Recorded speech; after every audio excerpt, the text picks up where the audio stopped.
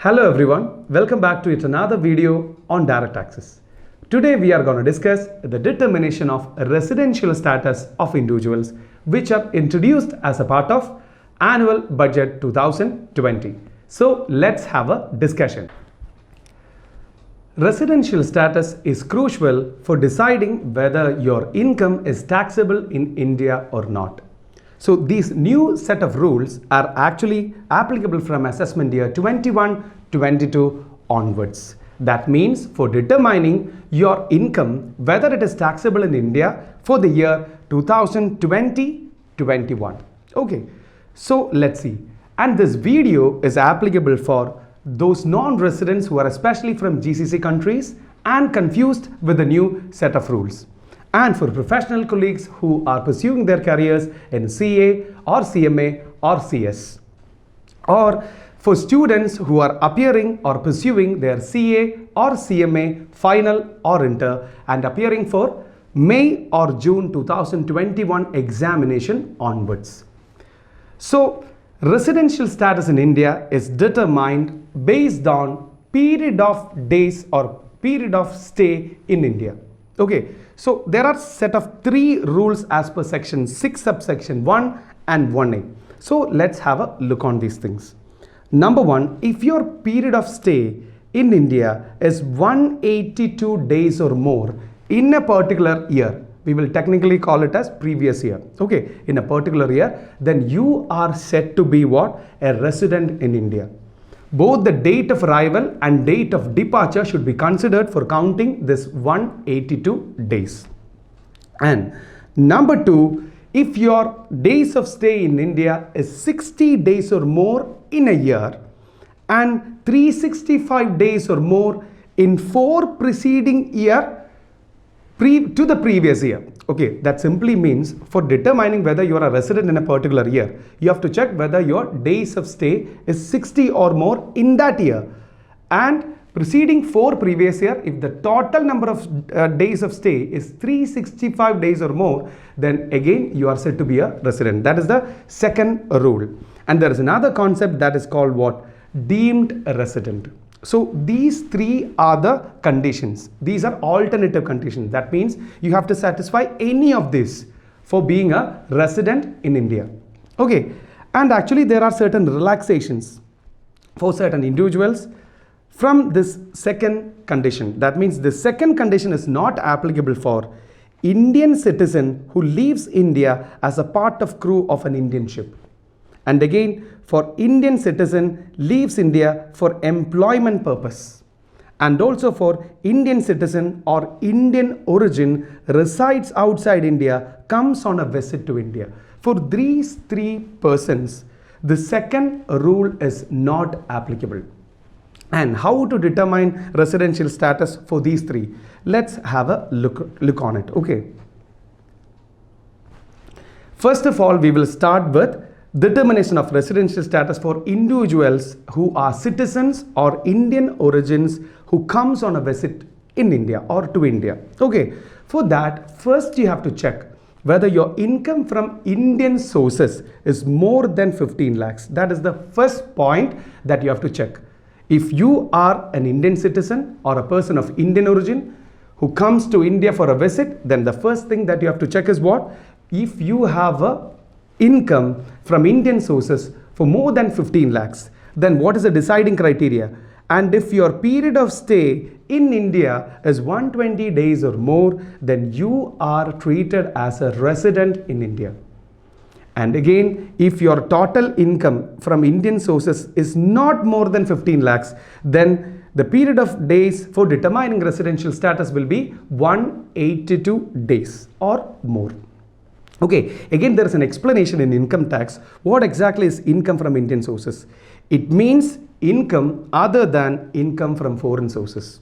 And again, what is income from foreign sources? That means income which accrues or arises outside India. And there is one exception, except income derived from profession or business which is set up in India. That simply means, say you have a profession in India. So due to that profession in India, you got an assignment overseas and you have done a service overseas and you have got a payment in the foreign country as well, then what happens? That income will be treated as an Indian income. Why? Because you have a profession in India. So any other income outside India will be treated as a foreign income. That's what they say. Okay, so this is the determination of residential status for whom? For citizens or Indian origins who comes on a visit to India. And for other two, that means for Indian citizen who leaves India as a part of crew of an Indian ship, there is only one criteria, that is 182 days or more. And for Indian citizen who leaves India for employment purpose as well, there is only one deciding criteria, that is period of days of stay in India should be 182 days or more for determining a residential status. Okay, so let's move on. Let's see what exactly is the deemed resident concept. So this creates the confusion on those non-residents, especially from GCC countries, whether our income overseas will be taxable in India or not. Okay, so let's have a look on this. Act says under section 6 subsection 1a, it says if all the conditions are satisfied, you are deemed as a resident in India. Condition number 1, you must be a citizen of India. Condition number 2, you should have a total income from Indian sources for more than 15 lakhs. And condition number 3, they are saying you are not liable to tax in any country in any country or territory. That is the third condition. So if you satisfies all of these conditions, then you will be deemed as a resident in India. That's what they are saying. Okay, so after this rule or after this 6 subsection 1, actually the persons or residents from GCC countries were actually in agony. They were totally confused whether their income from GCC countries will be taxable in India or not. For that, the CBDT has came up with a clarification. What they have said, this 6 subsection 1, that means this deemed resident concept is only a preventive section. That means this is actually made in object to prevent tax abuse. And what is this tax abuse? Tax abuse means you are arranging your period of stay in different parts of the country so that you will be out of taxation from all the countries. That means you are not paying any taxes. So that's how you are arranging your period of stays in different country. If you are a person like that, then you will be deemed as a resident in India. That's what they are saying. And again, for those who are bona fide workers and bona fide employees in overseas, this 6(1)(a) will not be applicable. That means this deemed resident concept will not be applicable for you. This is what the explanation given by the CBDT. And one more thing you have to check. Once if you are a resident based on those conditions which we have discussed, then you have to check whether you are a resident or ordinary resident or resident or not ordinary resident. Under resident category, there are another 2 subcategories that are called ROR and RNOR. So for deciding whether you are an RNOR, if you have satisfied any of these conditions, then you will be treated as a resident, not ordinary resident. So let's have a look on these conditions as well. The first condition, it says you are a non-resident in India in 9 out of 10 preceding previous years, then you have said to have satisfied the first condition. That means for deciding whether you are an RNOR, the first condition that they are saying, you should be a non-resident in India. Okay, first say you are a resident in a particular year. Okay, then for deciding whether you are a RNOR or a ROR, what you have to check?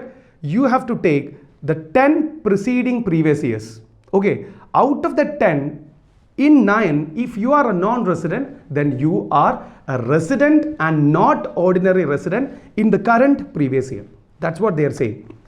And moving on to the second condition that they are saying is your stay in India is 729 days or less in 7 preceding previous years.